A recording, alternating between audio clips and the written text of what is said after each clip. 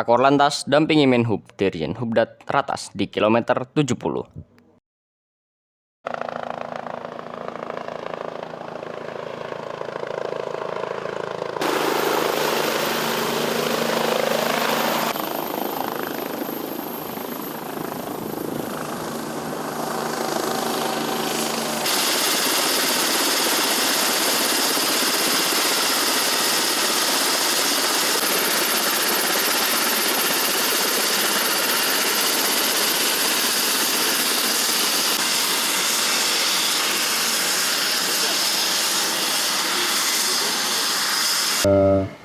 Kopo lalu mengadakan rapat. Sejauh pandangan mata kami dari udara, mudik ini berjalan landai, ya. Jadi ditandai pada kilometer 0 sampai 70 itu terkendali dengan baik dengan cara kontraflow, dan setelah itu dengan one way, jadi praktis landai. Nah, dengan jumlah kenaikan yang signifikan, saya ingin sampaikan bahwa ada angka-angka yang terukur karena ini di counting dengan suatu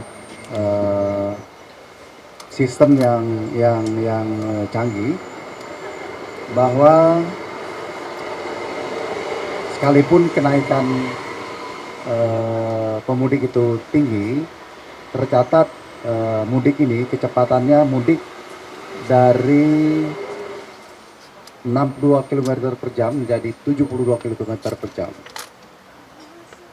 Balik sampai hari ini belum termasuk nanti malam, 67 km sampai 77 km per jam.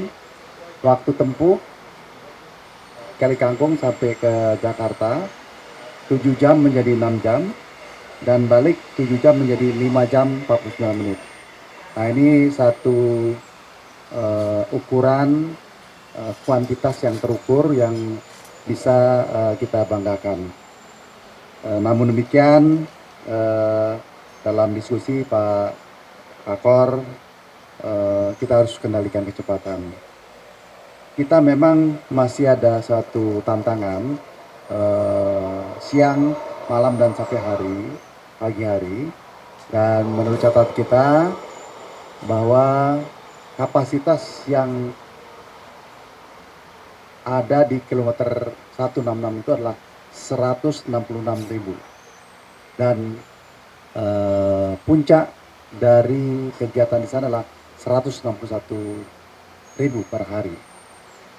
Nah, oleh karenanya relatif bisa terkontrol dengan baik, dan semua ini bisa dilakukan karena kolaborasi antara semua pihak, khususnya Polri, ya, Jasa Raja, Jasa Marga, dan kita semuanya.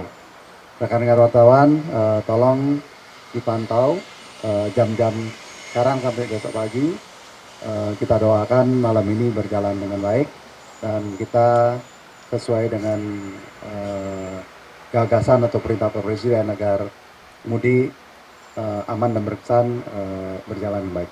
Terima kasih. Wassalamualaikum warahmatullahi wabarakatuh. Dengan apa yang ditanyakan CNN,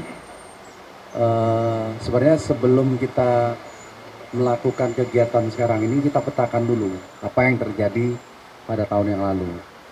Tahun yang lalu tuh yang signifikan dua tempat. Satu itu di Merak, terjadi satu kepadatan yang menunggu lama, dan kedua di Cipularang, ya. Dua itu tempat yang krusial. Nah, didasarkan dengan itu, ya, ada beberapa improvement yang kita lakukan.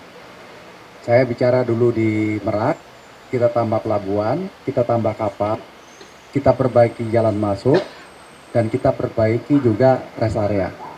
Jadi banyak sekali unsur-unsur yang kita lakukan di situ. Pelabuhan tambah 5, jalan masuk lebih besar, rest area lebih besar, dan sebagainya. Kedua yang di sini. Nah, kalau di Cipularang itu di 166 ya, dulu terjadi stuck. Maka ditambahlah jalur menjadi 3 jalur dan 4 jalur. Sehingga Pak Kakor dengan leluasa bisa membuat kontraflow sehingga yang di Cipularang itu tidak tersendat, ya, tidak disendat, dan itu bisa masuk dalam kegiatan-kegiatan pergerakan dari Bandung menuju Jakarta sehingga semuanya lancar. Nah, kalau menjawab pertanyaan untuk tahun yang depan, saya pikir kita harus lebih proof ya, terutama berkaitan dengan adanya Cisendawu. Tahun depan Cisendawu akan berfungsi normal. Sekarang ini kita batasi dengan kecepatan dengan jumlah 1000 satu jam, ya, cuma 12.000 karena cuma beroperasi 8-9 jam gitu ya. Nah, kita akan usulkan kepada Menteri PUPR agar di sepanjang Cipali itu ada suatu pelebaran-pelebaran yang 3 jalur, ya, minimal di tempat kedatangan dari Cisendawu, ya, itu yang future yang kita akan lakukan.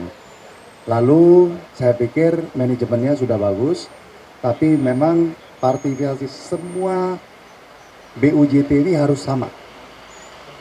Ini kita lihat ya, ada beberapa BUJT yang tidak concern bagaimana mengelola rest areanya dengan baik. Nah, ini harus lebih baik. Beruntung sekarang rest area nggak ada case. Nah, ini harus dibuat lebih baik, lebih convenient dengan sirkulasi yang baik, ya. Lalu kalau berkaitan dengan Kuala Namu, kami sudah menugaskan Ditjen Udara untuk melakukan tambahan inspeksi dan kita akan lakukan tegas. Bahkan kami sangat menghargai upaya Polri untuk melakukan penegakan hukum. Apapun harus dipertanggungjawabkan oleh manajemen AP2. Terima kasih.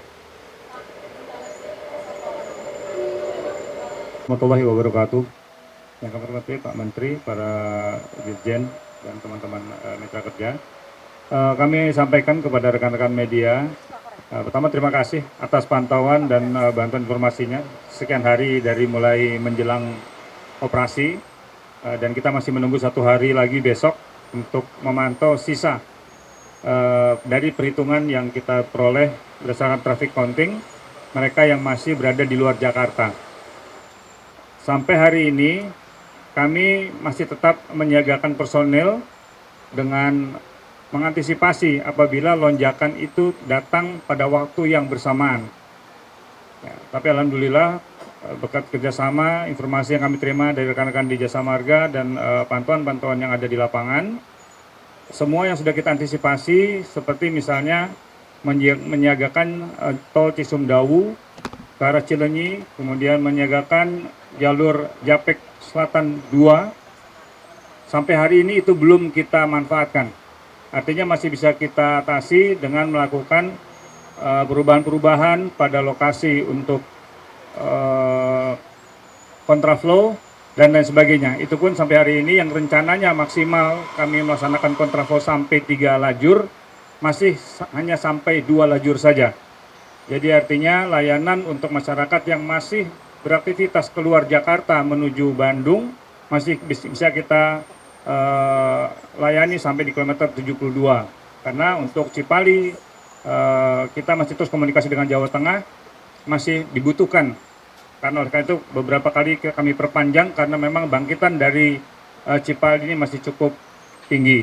Tentunya ada beberapa spot yang kemarin kita temukan juga itu menjadi padat karena ada hambatan-hambatan samping. Ya, seperti contoh 2 lajur yang ada di Cipali kemarin terisi 3 lajur. Ya, ternyata di lajur paling kiri di bahu jalan ada bus yang mengalami patah as dan mogok. Nah, ini yang kami sampaikan berulang kali bahwa hambatan samping ini yang seringkali menjadi hambatan-hambatan. Tapi alhamdulillah dengan rasio yang kita terus pelihara di bawah 0,7 kemarin, hambatan-hambatan ini bisa kita kendalikan, termasuk ketika kemarin ada ketidakseimbangan pengisian lajur jalan di jalur A, kita kemarin kendalikan dari Kali Kangkung untuk juga bisa diisi jalur B. Jadi ini dinamis ya yang kami sampaikan berulang kali, tapi sekali lagi terima kasih atas pengertiannya kepada seluruh warga masyarakat dan kita tentunya akan terus mengantisipasi sisa yang disampaikan oleh Bapak Menteri tadi sampai dengan besok pagi.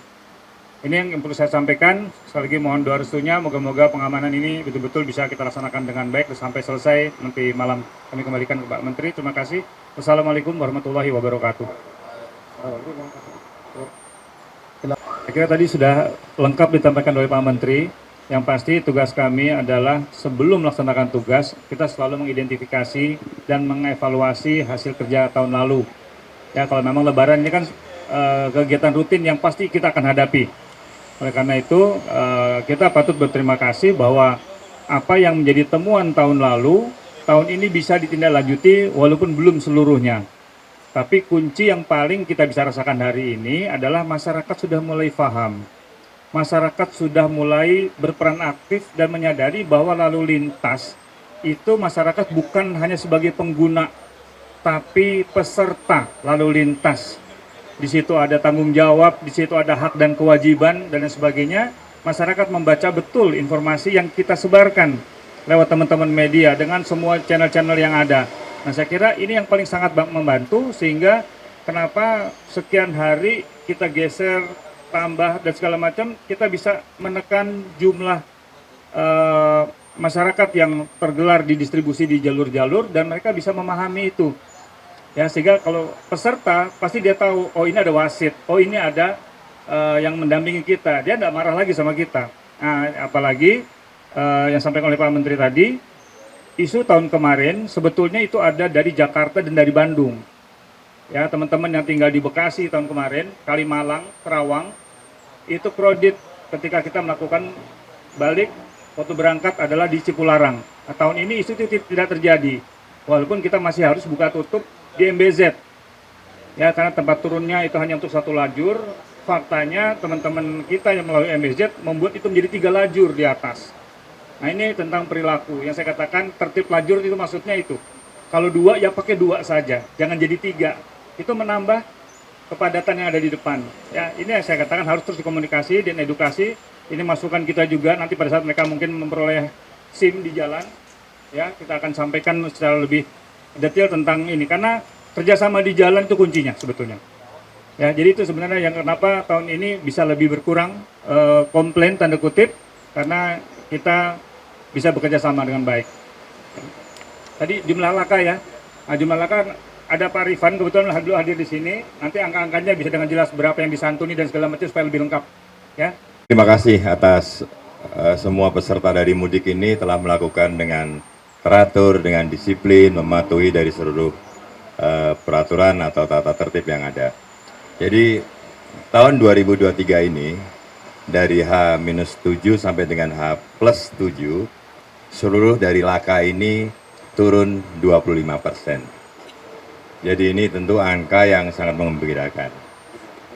Dan yang menggembirakan kembali adalah meninggal dunia turunnya adalah 40%. Jadi angka meninggal dunia ini adalah dalam sejarah turunnya sangat ekstrim dan sangat baik.